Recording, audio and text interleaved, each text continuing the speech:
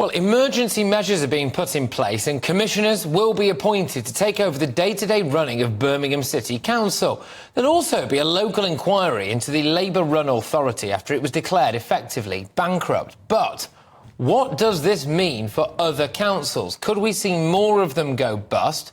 And the Community Secretary, Michael Gove, says that action is aimed at protecting the interests of the city's residents. But if more go bust, what will that mean for residents everywhere? Are local councils completely out of control? Joining me now to discuss this further is the Conservative councillor of Birmingham City Council, Meirion Jenkins. Thank you very, very much. Great to have you on the show. How on earth has Birmingham Council gone so spectacularly bust?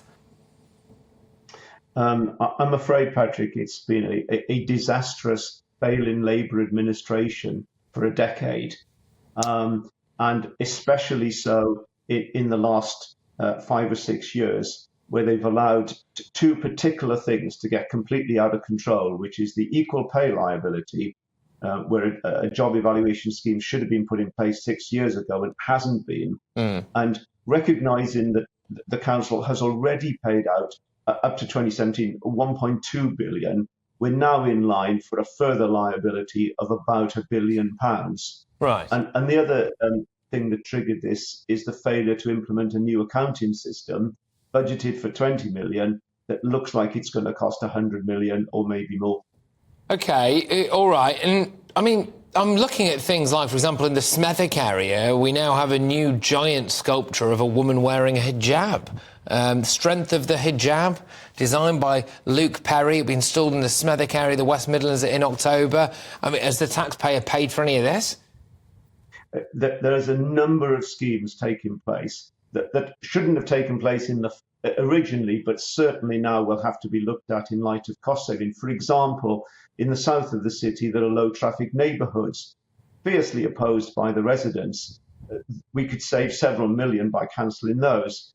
They're repaving Victoria Square again for the second time, and one has to question whether that's good use of money. So there's quite a few of these things where money has been spent, where it shouldn't have been spent, and where it can't be spent in the future.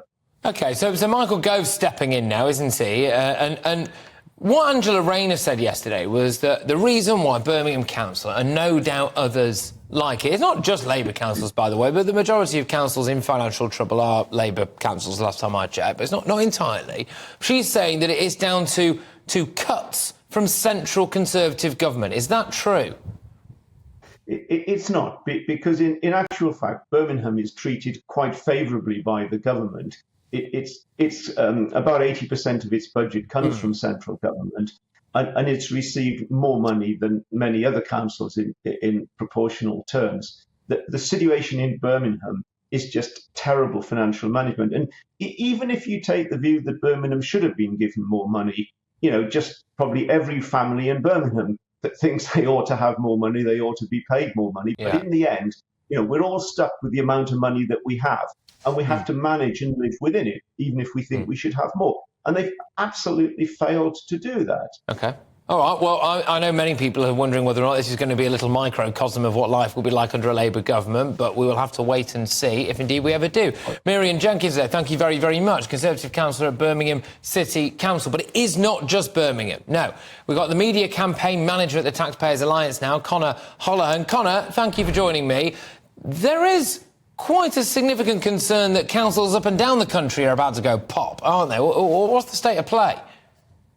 That's right. There are some other councils being warned that their finances are straying into the red. Bradford and Southampton, a very big one among them. And like you say, Patrick, it's something we have seen elsewhere, not just in Birmingham. Now, in Birmingham, it's a specific issue to do with equal pay claims, although I'd be surprised if that was just limited to Birmingham.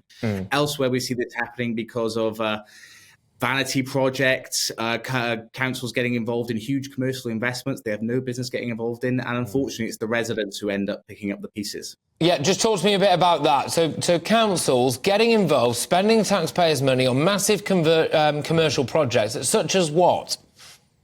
Well, you look in Woking, the council, which has a very small budget, borrowed hundreds of millions of pounds for the Victoria Square development, which is sort of big development of almost skyscrapers that tower over the modest town of Woking, in an effort to try and sort of regenerate the area. It's already quite a nice area.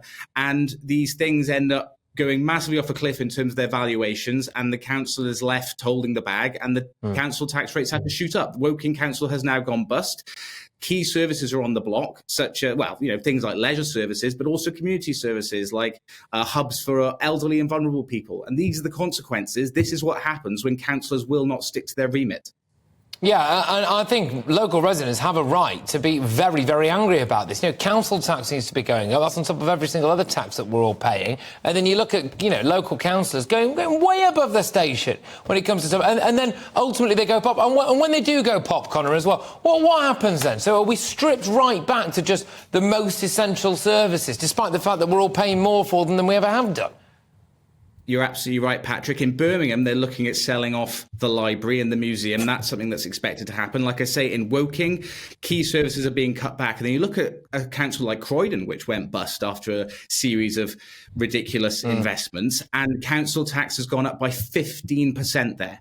So it's either, the service is going to get cut back, council tax is shooting up, and it's all because some very high-paid people in the town halls are playing Monopoly. Yeah, playing Monopoly. Absolutely right. Look, Conor, thank you very much. Great stuff, that's Conor Holohan there. He's a campaign manager, media campaign manager at the TaxPayers Alliance. You want to have a closer look at your council, right? There's some big hitters there who are about to go pop or have gone pop, but certainly might want to have a look there as well.